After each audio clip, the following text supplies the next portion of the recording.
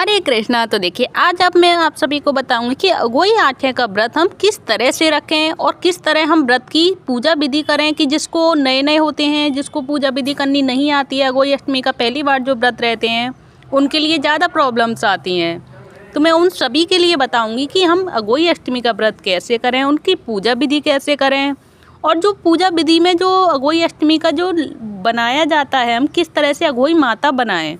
तो ये सारी वीडियो के साथ मैं आप सभी को दिखाऊंगी कि किस तरह हम अघोई अष्टमी का पूजन करें और अघोई अष्टमी की माता हम कैसे और किस प्रकार से बनाएं। जो मैं तस्वीर आप सभी को दिखाऊंगी और दिखा रही हूँ इस वीडियो पर, जो आप सभी स्क्रीन पर देख सकते हैं। जिस चीज़ के यहाँ पे अघोई माता बनाई जाती है वो इस तरह से बना सकते हैं और जिसके यहाँ कैलेंडर या तस्वीर के साथ पूजा होती है वो अपनी तस्वीर के साथ पूजा विधि कर सकते हैं। तो मैं आप सभी को जो अघोई माता की तस्वीर दिखा रही हूँ ये अगर आप बनाना चाहें तो अपने घर पे बना सकते हैं।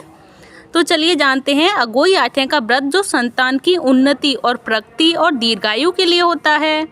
यह व्रत कार्तिक पक्ष की अष्टमी को किया जाता है। जिस दिन की दीपावली होती है उससे ठीक एक सप्ताह पूर्व उसी दिन उसी बार को अघोई अष्टमी भी पड़ती है। किसी के यहाँ यह दिन की होती है और किसी के यहाँ यह रात की होती है। दिन की जिसके यहाँ होती है वह सूर्य की पूजा करके खाती हैं और जिसके यहाँ रात की होती है वह तारे की छाव या रात को जब चंद्रमा निकलता है तब तक वह व्रत रखती हैं और सूर्य या चंद्रमा को अर्घ्य देकर ही खाना खाते हैं और व्रत को खोलते हैं। तो अघोई आठे की तस्वीर के नीचे जो सामान रखते हैं वो क्या सामान है जो हमें प्रिपेयर करना है पहले ही अष्टमी से पहले। तो वो सामान हम जो तस्वीर होती है उसके नीचे रखते हैं। वो क्या क्या सामान है तो वो है 1 घी का दिया, 1 घंटी पानी, ऐपन या हल्दी, 7 मिट्टी की डेली, 7 फुरपुती, पूड़ी, हलवा रखते हैं जिसे अठावरी भी कहते हैं। जो पूड़ी और जो हलवा होता है उसको अठावरी भी बोलते हैं। और पूजा के बाद लड़कियां खाना खाती हैं।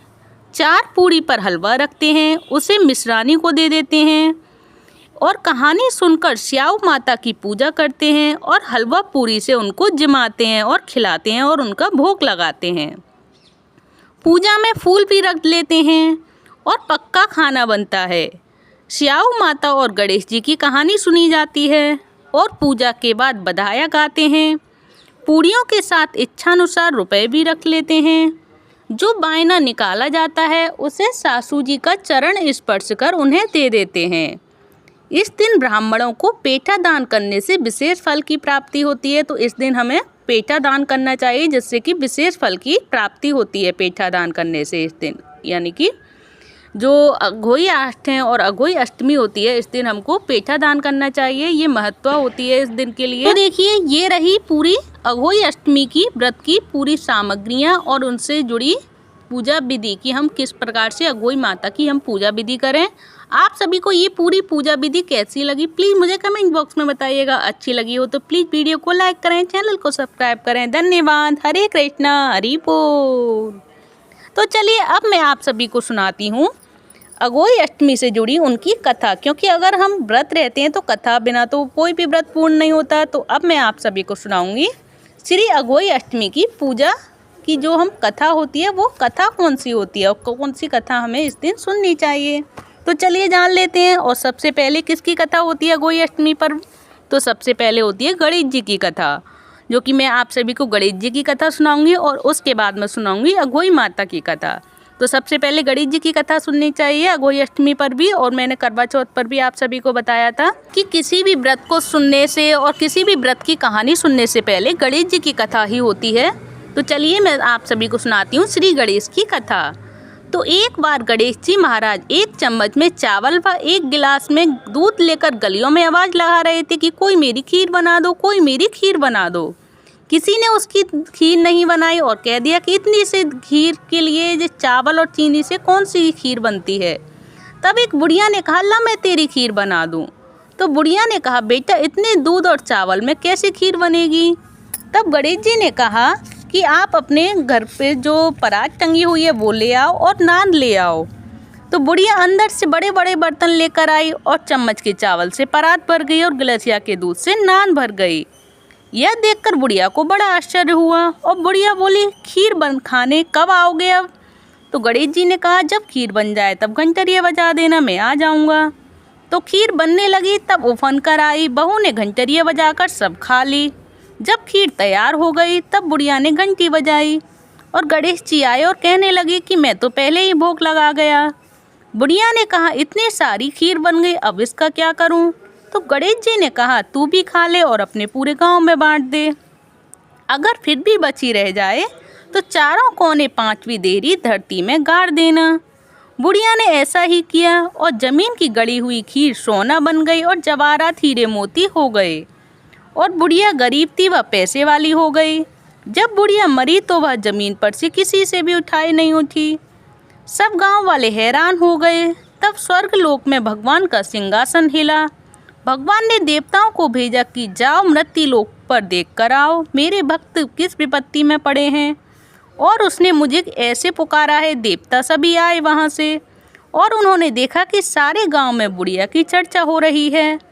देवताओं ने भगवान से जाकर कहा। तुरंत भगवान गरुड़ पर बैठ कर आए और अपनी कन्नी उंगली से बुढ़िया को छुआ और बुढ़िया उठ गई। भगवान के रथ में बैठकर स्वर्ग को चली गई। जैसे बुढ़िया गई, भगवान हमें भी ले जाना, सबको ले जाना। और ये कहानी जो भी चाहे, कहानी चाहे किसी की भी, जिसकी भी सुने, चावल के दाने हाथ में लेते हैं और कहानी के बाद में पूजा के ऊपर डाल देते हैं। तो ये रही श्री गणेश की कहानी। बोलो श्री गणेश की जय। तो चलिए अब मैं आप सभी को सुनाऊंगी अघोई अष्टमी व्रत कथा, जिसको सुनने मात्र से ही संतान की उम्र लंबी होती है। तो उस कथा को सुनेंगे, हम सभी श्रवण करेंगे। जिसको आती हो वो अपने अपने घरों पे बोलें, जिसको नहीं आती हो वो मेरे से सुने, और जिसको आप सभी के रिलेटिव्स को अगर नहीं आती हो तो आप एक दूसरे के लिए शेयर करें और पुण्य के भागी बने। तो चलिए अब मैं आप सभी को सुनाती हूँ अघोई अष्टमी व्रत कथा। तो अघोई अष्टमी व्रत कथा के लिए है। प्राचीन समय की बात है। किसी स्त्री के 4 पुत्रों का भरा पूरा परिवार था। कार्तिक मास में दीपावली से पूर्व वह अपने मकान की लिपाई पुताई के लिए मिट्टी लाने जंगल में गई और स्त्री एक जगह से मिट्टी खोदने लगी। वहाँ सेई की मान थी। अचानक उसकी कुदाली सेई के बच्चे को लग गई और वह तुरंत मर गया। यह देख स्त्री दया और करुणा से भर गई, किंतु अब क्या हो सकता था। वह पश्चाताप करती हुई मिट्टी लेकर घर चली गई। कुछ दिनों बाद उसका लड़का मर गया, फिर दूसरा लड़का भी। इस तरह जल्दी ही जल्दी उसके 7 लड़के चल बसे। स्त्री बहुत दुखी रहने लगी।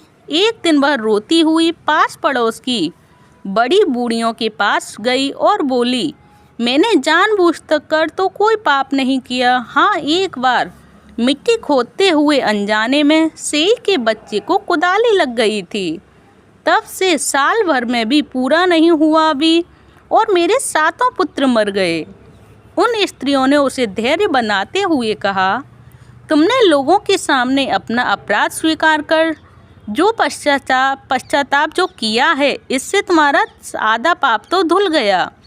अब तुम उसी अष्टमी को भगवती के पास सेई और उसके बच्चों के चित्र बनाकर उनकी पूजा करना। ईश्वर की कृपा से तुम्हारा सारा पाप धुल जाएगा और फिर पहले की तरह पुत्र प्राप्त होंगे। उस स्त्री ने आगामी कार्तिक कृष्ण अष्टमी को व्रत किया और लगातार उसी भांति व्रत और पूजन करती रही। भगवती की कृपा से उसे फिर से 7 पुत्र प्राप्त हुए और तभी से इस व्रत की परंपरा चली आ रही है। तो देखिए, ये रही अघोई अष्टमी व्रत कथा, जिसको सुनने और करने मात्र से ही उसके पुत्र जीवित हो गए और उसको 7 पुत्रों की प्राप्ति हुई। और मैं आप सभी से भी कहूँगी, आप सभी अपने अपने पुत्रों के लिए, अपनी अपनी संतानों के लिए, स्वस्थ रहने के लिए, सुख संपन्न रहने के लिए और उनकी लंबी उम्र के लिए इस अघोई अष्टमी का व्रत अवश्य करें। और इस अघोई अष्टमी की बहुत महिमा होती है और इस अघोई अष्टमी की व्रत कथा तो अवश्य सुने, क्योंकि कोई भी व्रत अगर हम रहते हैं तो बिना कथा सुने बिना पूर्ण नहीं माना जाता। तो देखिए, ये है अघोई अष्टमी व्रत कथा। बोलो अघोई माता की जय। तो ये रही अघोई अष्टमी व्रत कथा। अगर आप सभी को भी ये अघोई माता की कथा, अघोई अष्टमी की व्रत कथा अगर अच्छी लगी हो तो प्लीज़ वीडियो को लाइक करें, चैनल को सब्सक्राइब करें। धन्यवाद। हरे कृष्णा, हरि बोल।